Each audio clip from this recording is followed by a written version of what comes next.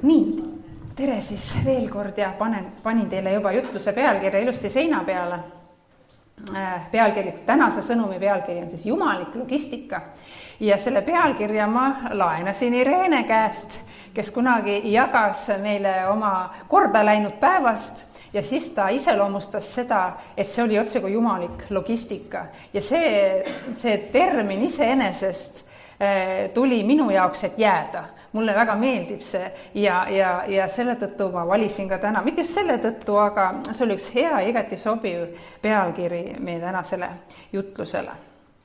Ja mina olen oma piibli lugemisega hetkel Uues Testamendis, Apostlite tegude raamatus ja ma leidsin sealt ühe loo, kus oli täpselt seesama nagu meie pealkiri, jumalik logistika. Ja ma loen sulle Apostlite tegude raamatust 8. peatükist 26, alustan 26. salmist ja loen kuni 40. Ja pealkiri on see niimoodi: Filippus ja Etioopia koja ülem. Issanda ingel rääkis aga Filippusele: tõuse ja mine lõuna poole seda teed, mis läheb Jeruusalemmast alla Gaza poole, see on tühermaa. Ja Filippus tõusis ning läks. Ja vaata, üks Etioopia eunuh, etiooplaste kuninganna Kandake võimukandja, kes valitses kogu ta varanduse üle, oli tulnud Jeruusalemma Jumalat kummardama. Ning ta oli tagasi pöördumas ja istus oma tõllas ning luges prohvet Jesaja raamatut. Ja vaim ütles Filippusele: mine ja ligine sellele tõllale. Filippus jooksis tõlla juurde ja kuulis teda lugevat prohvet Jesaja raamatut ning küsis: kas sa ka aru saad, mida sa loed? Tema vastas: kuidas ma võin aru saada, kui keegi mind ei juhata? Ja ta palus Filippust astuda üles ja istuda enese kõrvale. Ja kirjakoht, mida ta luges, oli see: tema on kui lammas viidud tappa ja otse kui tall on hääletu oma niitja ees, nõnda ei ava ka tema oma suud. Tema alandamisega on tema õigus ära võetud, kes jõuab tema suguvõsast jutustada, sest ta elu võetakse ära maa pealt. Ja eunuh hakkas rääkima ning ütles Filippusele: ma palun sind, kelle kohta prohvet seda ütleb, kas enese või kellegi teise kohta? Aga Filippus avas oma suu ja sellest kirjakohast lähtudes kuulutas talle evangeeliumi Jeesusest. Aga kui nad teed mööda edasi läksid, jõudsid nad ühe vee äärde ja eunuh lausus: ennäe vesi, mis takistab, et mind ei võiks ristida. Aga Filippus ütles: kui sa usud kogu südamest, siis on see võimalik. Ta vastas ja ütles: ma usun, et Jeesus Kristus on Jumala poeg. Ja ta käskis tõlla peatada ja nad mõlemad, Filippus ja eunuh, astusid vette ja Filippus ristis tema. Aga kui nad veest välja tulid, haaras issanda vaim Filippuse ja eunuh ei näinud teda enam. Kuid ta läks oma teed edasi rõõmuga. Aga Filippus leiti Astodist ja ta kuulutas mööda maad käies evangeeliumi kõigile linnadele, kuni ta jõudis Kaisareasse. Võrratu lugu. Selles loos oli siis 4 isikut: ingel, Filippus, eunuh ja kõike seda siis orkestreeris, juhtis tipplogistik Püha Vaim. Nüüd ingel ütles siis Jumala sõna siin ja inglid on Jumala sõnumi toojad. Inglitel ei ole seda privileegi, et nemad kuulutaksid inimestele evangeeliumi, nad saavad öelda inimestele, et need läheksid. Nüüd Filippus, tema oli üks 7 diakonist, kes siis algkoguduses valiti apostlitele abiks, kes siis pidid tegema praktilisi töid, et apostlid saaksid endid pühendada Jumala sõnale ja palvetamisele. Aga need apostlid olid siis need 12, keda Jeesus isiklikult ennast järgima kutsus, välja arvatud siis Juudas, kes asendati hiljem Mattiasega. Ja olukord oli sel ajal selline, et Jeruusalemma kogudus tabas väga suur tagakius ja selle tõttu jäid Jeruusalemma ainult need 12 apostlit ja teised hajutati kõik Juuda ja Samaaria maale laiali ja Filippus, tema läks Samaariasse. Ja Filippus oli väga oluline isik Jumala sõna levitamisel. Nüüd 3. isik, eunuh. Eunuh oli pagan, ehk siis mitte juut, tema tuli Etioopiast. Ja tolleaegne Etioopia ei ole samas kohas, kus praegu. Tolleaegne Etioopia on tänapäeva Sudaan. tema siis oli etiooplane, kes tema oli selline etiooplane, kes ei elanud Juudamaal, vaid elaski Etioopias. Miks ma seda tean? Piibel ütleb, et ta teenis Etioopia kuninganna, tegi tööd tema heaks. Nii et tema oligi tulnud Etioopiast Jeruusalemma Jumalat kummardama. Nüüd, mis siis eunuhh tähendab täpsemalt? Eunuhhid olid mehed, kes olid kastreeritud. Ja neid palgati naistemajade, haaremite, valvuriteks. Nad olid üksikud, nad olid mitteabielus mehed ja valitsejad eelistasid eunuhhe sageli kõrgetel riiklikel ametikohtadel. Miks? Sellepärast, et neil ei olnud järglasi, nad ei saanud järglasi saada ja selle tõttu ei saanud nad ka pärandada või jagada oma varandust ja võimu oma järglastele ja valitsejad pidasid neid ustavamateks, usaldusväärsemateks ja vähem ohtlikeks. Nüüd selles kirjalõigus siis eunuhh oligi kõrge ametnik, kes valitses kuningriigi vara üle. Nii tänapäeva mõistes me võime mõelda, et ta võis olla näiteks rahandusminister. Ja tema oli reisinud Etioopiast Jeruusalemma, mis oli märkimisväärne, see oli kallis ettevõtmine ja need seigad juba iseenesest, et ta sõitis tõllaga, et tal luges prohvet Jesaja raamatu kirjarulli, see kõik viitab sellele, et oli jõukas, tal oli hea haridus ja iseenesest ka see Jesaja raamatu kirjarull, siis sel ajal ei olnud lihtsalt nagu raamatud, nagu meil kaante vahel, vaid oli kirjarullid ja see, et tal oli see kirjarull, see Jesaja raamatu kirjarull iseenesest oli väga kallis ja haruldane ese. Miks ta oli kallis, miks ta haruldane oli, sellel on päris mitu põhjust. Aeg oli siis 1. sajand. Ja esiteks, siis ei olnud raamatuid võimalik masspaljundada. Iga koopia oli unikaalne, iga koopia oli käsitöö ja ütleme, see kirjarulli ümberkirjutamine või nii-öelda paljundamine, see oli siis professionaalne ja aeganõudev töö, mis siis tegi selle, aeg oli just see, mis tegi selle ka kalliks. Nüüd Jesaja raamat iseenesest on mahukas tekst. Minu piiblis näiteks on Jesaja raamat 68 lehekülge. Ja selle mahuka teksti kirjutamiseks oli vaja kvaliteetset papüürust või siis loomanahka või siis pergamenti ja pika teksti jaoks oli vaja mitu nahka ühendada või siis oli vaja väga pikka papüürusriba, mis siis omakorda selle materjali hinda tõstis. Ja üldsegi 1. sajandil kirjaoskus oli ka privileeg ja isikliku pühakirja rulli omamine oli luksus, mida said lubada endale vaid kas väga rikkad inimesed, õpetlased või näiteks sünagoogides oli siis see pühakirja rull. Nii et kui meie oleksime praegu 1. sajandil, siis me saaksime pühapäeval näiteks käia kuulamas seda ühte kirjarulli, mille kogudus on jõudnud kamba peale teiega osta. Aga nüüd, siis ütleme siis kokkuvõttes selle kirjarulli, selle Jesaja kirjarulli väärtus tänapäeval, mis oli siis ta võrdus nagu ühe kalli eritellimusel valminud kunstiteosega või siis luksusautoga näiteks, kui me tahame mõelda, kui kallis see kirjarull siis võis olla. Täna saad sa siin meie koguduses näiteks 15 euroga osta omale piibli, mis koosneb 66 raamatust. Nii et ma ütleks, meil on hästi, tänu Jumalale selle eest, aga eunuhhi kohta ütleb see seik nii mõndagi. Ja see 4. isik selles loos oli siis püha vaim. No tema ilmselt väga palju tutvustamist ei vaja, aga ma tutvustan natukene siiski, et püha vaim on siis Jumala kolmainsuse isik, kelle Jeesus läkitas enda asemel maa peale kui Jeesus üles võeti. Nüüd Filippus, tema oli siis Samaarias, kui ingel teda kõnetas. Ja tal tuli minna seda teed, nagu me siit piiblist lugesime, tõuse ja mine lõuna poole seda teed, mis läheb Jeruusalemmast alla, Gaza poole, see on tüher maa. Ma leidsin ka ühe kaardi siin teile natukene silma ette. Et siin me siis võime näha, et siin oli siis see Samaaria, kus Filippus asus, ütles mine Jeruusalemma, sealt alla, sinna, kus on Gaza tee ja siin all on siis Gaza. Ja ütleme siis see kilomeetritesse panna on kuskil 150 kilomeetrit. Raul on meil palverännakult teinud, kas ütleme 35 kilomeetrit, 30 kilomeetrit päevas on läbitav jalgsi? On läbitav, aga hästi.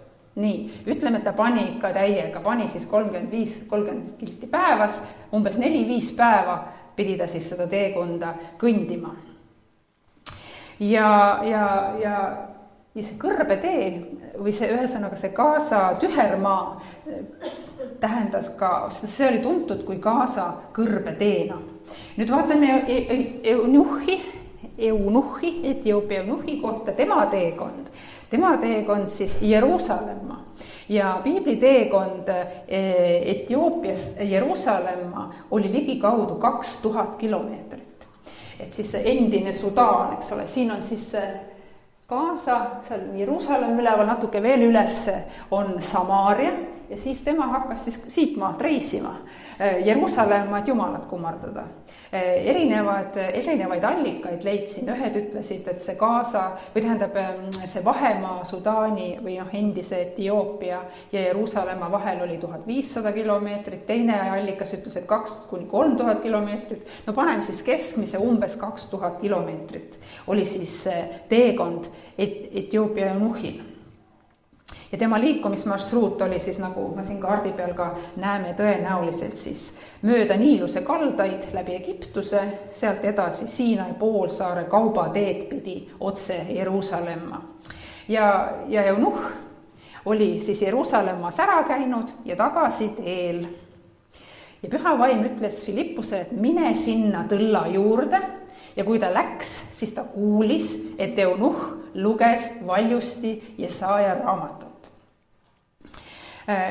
Filippus kohtab Gaza kõrbeteel Etioopia Eunuhhi, kes luges piiblit. Kas see oli kokkusattumus, oli see juhus, oli see vedamine? See oli jumalik logistika, Jumala juhtimine, momentum, nagu Kuldar ütles. Ja see pani mõtlema ka minu enda teekonda Jumala juurde. Näiteks kõigepealt oli minu vene keele õpetaja põhikoolis kristlane ja tema tegi sellise esimese Jumala sõna külvi ja rääkis kogu klassile jõulude ajal Jeesusest. Siis peale 9. klassi oli minu plaan minna Karl Robert Jakobsoni nimelisse esimesse keskkooli, aga minu pinginaaber mõtles viimasel hetkel ümber, kellega me koos pidime minema ja siis ma läksin hoopis Karksi, või tähendab, siis oli ta Nuia keskkool. Mina läksin Nuia keskkooli. Ja Nuia keskkoolis oli selline lugu, et tuli sinna soome keele tundi üks soome naine oma 2 tütrega, kes olid kristlased. Ja nemad siis kutsusid pärast kooli või õhtul meid siis kogudusse. Mina läksin, ma sain seal päästetud, siis seal me kohtusime ka Kuldariga Nuia koguduses, kes oli abjakas ja tema tahtis appi kogudust teha. Ja kuna meil siis natuke niimoodi asjad hakkasid minema, abiellusime, siis siin ma nüüd siis olen. Selline oli minu jumalik logistika, et mina siin olen praegu ja et meil on selline kogudus, vahva ja tore kogunemine Jumala rahvaga. Niimoodi sai minust siis kristlane. Aga ütleme, sinul on oma keerdkäigud ja teekond ja inimesed ja olukorrad ja sinu jumalik logistika, mis sinu tõi Jumala juurde. Et päris lahe on ka selle peale mõelda, et kuidas sinul see asi läks. Et seal ei ole juhuseid, seal on see Jumala sõrm, kes joonistab sinu elukaardi peale selle teekonna tema juurde. On joonistanud või on joonistamas. Nii nagu Eunuhhi puhulgi. Ja selles loos on mitu asja, ägedat asja, millele ma tahaksin tähelepanu juhtida. Näiteks esimene asi oli see, et ingel ütles Filippusele, et ta kõnniks ühe mehe juurde 4-5 päeva. Ja see ütleb minule, et kui oluline on iga inimene Jumalale. Mine ja kõnni 4-5 päeva, et sa jõuaksid lõpuks selle Eunuhhi juurde ja saaksid teda aidata.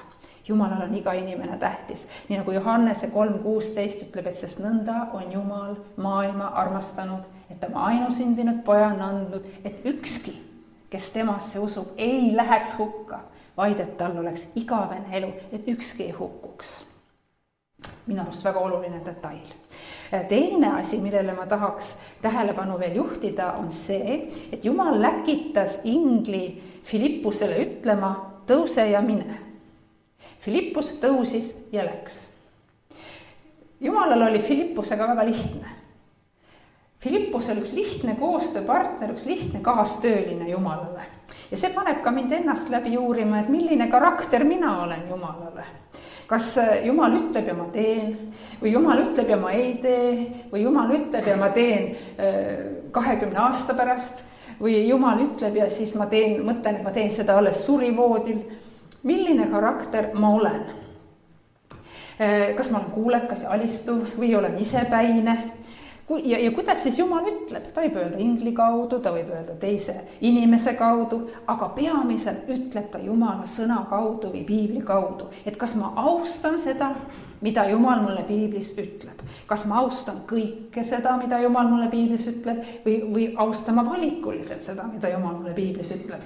Ja Filippusele anti see info, kuhu ta peab minema, aga talle ei öeldud, miks ta peab minema. Ja Filippuse iseenesest sellest piisas, ingel ütles tõuse ja mine, tema tõusis ja läks, aga inimesed tihti küsib, miks Jumal? Aga lohuta ennast sellega või julgust võtta teadmiseks see, et kui Jumal sul rohkem infot ei anna, siis järelikult ei ole sul ka seda vaja teada. Tee seda, mida Jumal sulle ütles ja küll sa selle hiljem teada saad, nii nagu Filippuse puhulgi oli, eks ole. Ta sai teada, kui ta selle eunuhiga kokku sai. Et olgem siis head kaastööpartnerid Jumalale. Tõuse ja mine ja Filippus tõusis ja läks. Lihtne. Keegi on öelnud, et see on lihtne, aga see ei ole kerge. Et ole lihtne ja sündigu asjad sul kergelt. Me nägime siin alles mõned nädalad ju tagasi, võib-olla on sellest juba kuu, kui Delansi kogudus siis missiooni nädalal käisid, nemad tõusid ja tulid. Ja muuseas nende koguduse missioonijuht Paul, tema avaldas soovi, et kas ta võiks käia meie juures tihedamini. Ja nüüd on siis selline lugu, et me hakkame teda nägema siis iga 3 kuu tagant, sest meile see sobis väga, et ta hakkab käima tihedamini. Nii et oktoobri lõpus on siis tema esimene tagasitulek siia ja ta kirjutas, me kirjutasime talle, et meil on väga hea meel, et sa tuled ja siis ta vastas nii armsalt, et ma nii väga armastan Abja kogudust, et teil, sulgudes meil, on nii hea kogudus. nii et me oleme temale juba meie. Ja siis ta hakkab tulema niimoodi, et ta tuleb reedel, kuigi ta töötab esmaspäevast reedeni ja siis see reede ta püüab siis, ma ei tea, kuidas see tema logistika on, nii et reedel ta jõuab Pärnusse alani ja Alice'i juurde, ta teeb seal päev otsa tööd ja siis õhtul ta tuleb Nortekasse appi ja laupäeval on ta siis, laupäeviti hakkab ta aega võtma koos meie koguduse juhatusega, et me saaks siis planeerida oma koguduse edasiliikumist ja kasvu ja aastat. Ja siis pühapäeviti hakkab ta meil jutlustamas käima, siis iga 3 kuu tagant me näeme teda, nii et Paul tõuseb ja tuleb. Nüüd 3. asi, millele ma tahan veel tähelepanu juhtida, on see, et me lugesime, et eunuh luges pühakirja ja käis Jeruusalemmas Jumalat kummardamas. Me saame siit järeldada, et ta oli Jumala kartlik mees. Etiooplane sõidab umbes 2000 kilomeetrit Jeruusalemma Jumalat kummardama. Ta oli pikale teekonnale kaasa võtnud väärtusliku Jesaja raamatu. Nii et siis Jumala kummardamine, Jumala sõna omamine, Jumala sõna lugemine, see kõlab väga hästi. See kõlab kui usklik. Kuid siiski miski pärast nägi Jumal vajadust saata Filippus tema juurde. Ja siit tuleb minu järgmine tähelepanek, et miks see oli siis nii oluline, et Filippus läheks. Ja oluline oli see sõnum, mille ta pidi Eunuhile edasi andma. Ja Philippus küsis Eunuhilt, et kas sa aru ka saad, mida sa loed? Eunuh ütles, ma ei saa. Ja ta kutsus Philippuse enese juurde tõlda, et Philippus seletaks. Ja Apostlite tegude 8:35 ütleb, et aga Philippus avas oma suu ja sellest kirjakohast lähtudes kuulutas talle evangeeliumi Jeesusest, kes viidi nagu lammas tapale iga inimese pattude eest. Jeesus, kes võitis surma, Jeesusest, kes tõusis 3. päeval surnust ja kes elab. Ja evangeelium ongi see, et uskudes Jeesusesse, me saame oma patud andeks ja me elame igavesti. Ja mis me siit näeme, on see, et Eunuhil oli teadmine Jumalast, aga tal ei olnud Jeesust. Eunuh oli Jumalast teadlik, aga tal oli see järgmine samm ka vaja teha. Tal oli vaja päästetud saada. Ja Jumal ütleb Philippusele, kes on sõnakuulelik, ja läheb ja inimene saab päästetud. Nii et jumalik logistika, et Eunuh ei läheks hukka, vaid et tal oleks igavene elu. Ja meie kõik oleme kutsutud omamoodi Philippusteks. Need, keda Jumal juhib sinna Gaza kõrbe teele Eunuhiga kohtuma. 5. tähelepanek on see minu poolt, et etiooplane oli jumalakartlik, aga ta ei olnud päästetud. Nüüd, kui meil oli siin alfakursus kevadel, siis alfakursusel ühes videoloengus üks noor naine ütles, et ma käin iga nädal kirikus, sest seal on nii toredad inimesed, aga ma ise ei ole kristlane. Ja nii, et kui ainult Jumalasse uskumine oleks piisav, siis ei oleks ingel Philippusele öelnud, tõuse ja mine. Mine Jeruusalemmast alla Gaza kõrbeteele, kõnni 4 kuni 5 päeva. Ütleme, minu arust oli ka alfakursusel see sama ütlemine, et nii nagu garaažis aja veetmine ei tee inimesest autot, ei tee kirikus käimine inimesest kristlast. Nii et mida ma tahan sellega nüüd öelda, on see, et ole kindel, et sa oled päästetud. Et sa oleksid, et sa ei oleks nagu see Eunuh enne Philippusega kohtumist, et kes austab ja usub Jumalat, aga ta ei ole vastu võtnud Jeesust. Et kui sa ei ole vastu võtnud Jeesust, ei ole ka sinu patud andeks antud. Kui sinu patud ei ole andeks antud, siis ei ole sul kohta igavikus Jumala riigis. Nii et ole kindel, et sa ei ole lihtsalt ususõber. Ole kindel, et sa oled päästetud Jumala laps. Ja kui sa ei ole selles kindel, siis peale teenistust vormistame selle ära. Ja viimane tähelepanek on Apostlite 8:36 ja ma loen kuni 39 uuesti, mis ütleb siis nii, et aga kui nad teed mööda edasi läksid, jõudsid nad ühe vee äärde. Ja Eunuh vastas, ei näe vesi, mis takistab, et mind ei võiks ristida. Aga Philippus ütles, kui sa usud kogu südamest, siis on see võimalik. Ta vastas ja ütles, ma usun, et Jeesus Kristus on Jumala poeg. Ja ta käskis tõlla peatada ja nad mõlemad, Philippus ja Eunuh, astusid vette ja Philippus ristis tema. Ja kui nad veest välja tulid ja nii edasi. Nüüd ainus alus ristimiseks on, kui sa usud kogu südamest, et Jeesus Kristus on Jumala poeg. Ristimine ei ole selleks, et sa saaksid kuidagi Jumala kaitse või et sa saaksid kristlikult abielluda või et su vanemad tahtsid seda või et kiriku liikmeks saada. Ainus alus ristimiseks on, kui sa usud kogu südamest, et Jeesus Kristus on Jumala poeg. Ja kui me lugesime siin, et nad astusid vette ja tulid veest välja ja miks see nii on, siis selleks ma kutsun sind ka avassa kursusele, kes oled meil siin uuem käija või kes meil selle alfa kursuse lõpetasid, et me saame arutada ja vaadata, miks siis vette astuti ja miks siis veest välja tuldi, et mis piibel selle kohta siis ütleb. Aga kui sa usud kogu südamest, siis on ristimine võimalik. ja muidugi me võime mõelda, et vähemalt mina mõtlesin, et Philippus kõndis seal mööda Gaza kõrbeteed, et kus nad selle vee siis said, et ristitud saada, et kas nad siis ristisid liiva alla.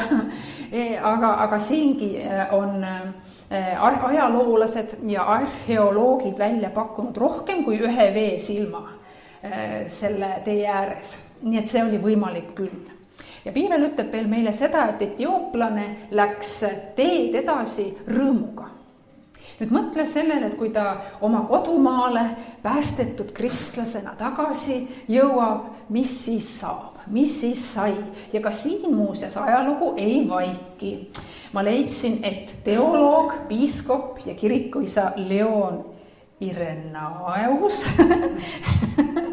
tema muuseas on väga tähtis isik õigeusu kirikus, katoliku kirikus. Katoliku kirikus on tema kuulub pühitsetud pühakuks. Ja tema kirjeldas muuseas kolmainsust nii, et isa loob ja päästab oma 2 käe, poja ja vaimu kaudu. Ja tema kirjutiste kohaselt, siis see toimus siis umbes aastas 180 enne Kristust, tema kirjutiste kohaselt hakkaski seesama Philippuse poolt ristitud eunuh oma kodumaal esimest korda evangeeliumi kuulutama. Ja siis see endine Etioopia ja tänapäevane Etioopia, nende aladel arenes ristiusu levik niimoodi, et siis see endise Etioopia alal tekkis keskajaks 3 suurt kristlikku kuningriiki. Nüüdseks on vanal Etioopia alal siis Kristus hävinud ja on asendunud islamiga. Aga tänapäeva Etioopia kristlus on endiselt alles ja juba 4. sajandi alguses kuulutas Etioopia kuningas kristluse ametlikuks riigiusuks, olles üks maailma esimesi riike, kes seda tegi. Ja sealne Etioopia õigeusu kirik on säilinud katkematult tänapäevani.